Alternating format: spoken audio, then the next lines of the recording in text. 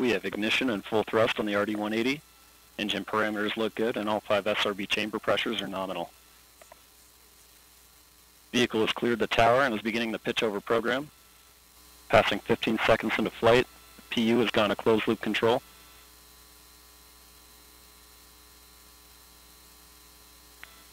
The RD-180 is throttling down to 67% thrust as expected. Engine response looks good. Passing 30 seconds into flight. 35 seconds into flight, Mach 1. Atlas 5 is now supersonic. Engine operating parameters look nominal. Passing 45 seconds into flight, and we're passing through max Q, maximum dynamic pressure.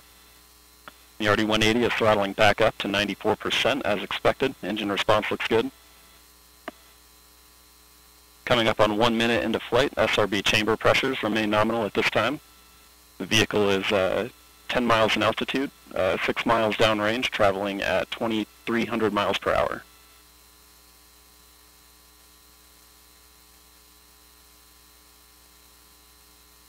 "75 seconds into flight, the RD-180 is throttling to 75% thrust as expected, standing by for SRB burnout shortly.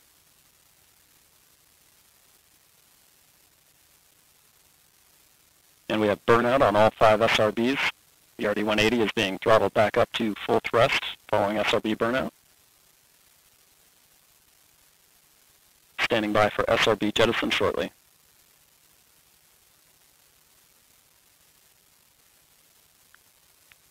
And we have jettison of all 5 SRBs. The vehicle has gone to closed loop guidance.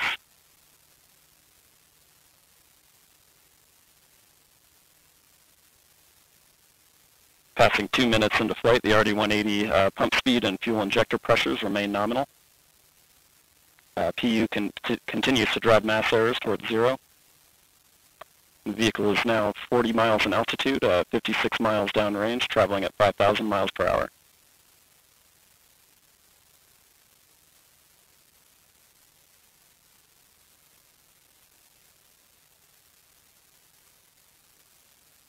Coming up on 2.5 minutes into flight, approximately 2 minutes left until pico.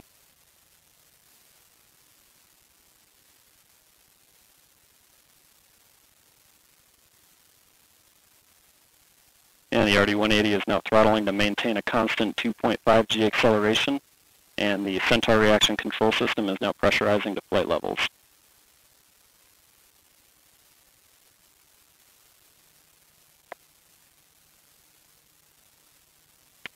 Vehicle body rates remain nominal at this point in flight, and PU continues to operate nominally as well. And the vehicle is now 65 miles in altitude, 140 miles downrange, traveling at 7,500 miles per hour. Standing by for payload fairing jettison shortly.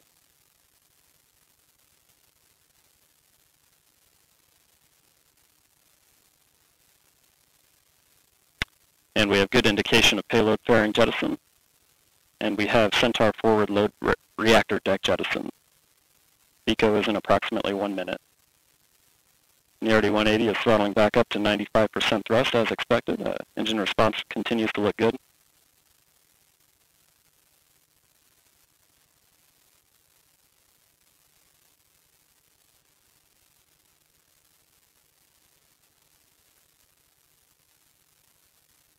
And the RD-180 is now throttling to maintain a constant 4.6 G acceleration limit. And we have the beginning of the boost phase chill down on the RL-10 to thermally condition the second stage engine for operation. Standing by for pico shortly.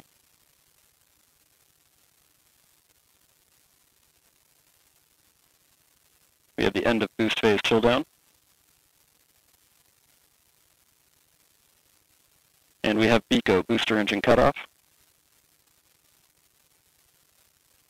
And we have good Atlas Centaur separation. We have indication of pre-start on the RL-10. Standing by for MES-1. And we have ignition on the RL-10. Seeing good response from RL-10 operating parameters and Centaur body rates at the beginning of the burn. Congratulations to the Aerojet Rocketdyne team, RL-10 team, as today's mission marks the flight of the 500th production RL-10 engine.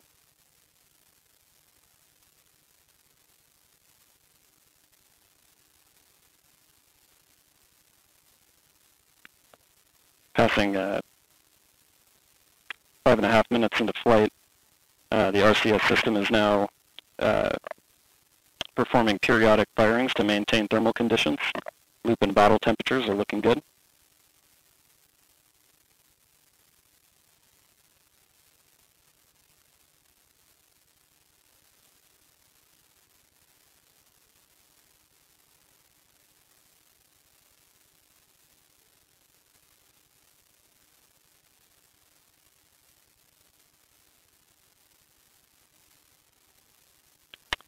And second stage PU has gone to closed loop control.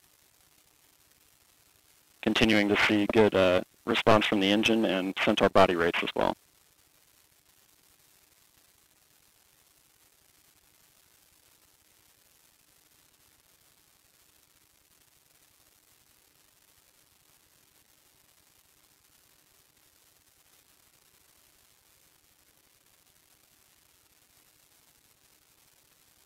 Initial review of booster stage performance indicates a slightly above nominal performing booster.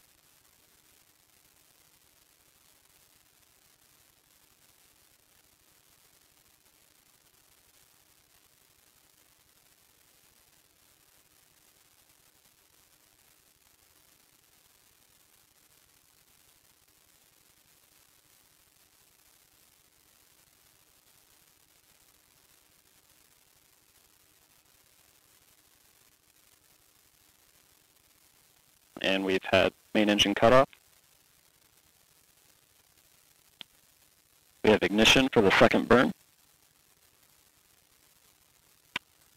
And we've had MECO, main engine cutoff. And we have ignition for the third burn. And we have main engine cutoff.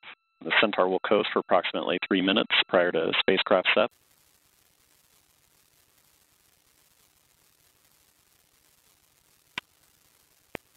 And we have indication of successful separation of the AEHF-6 spacecraft.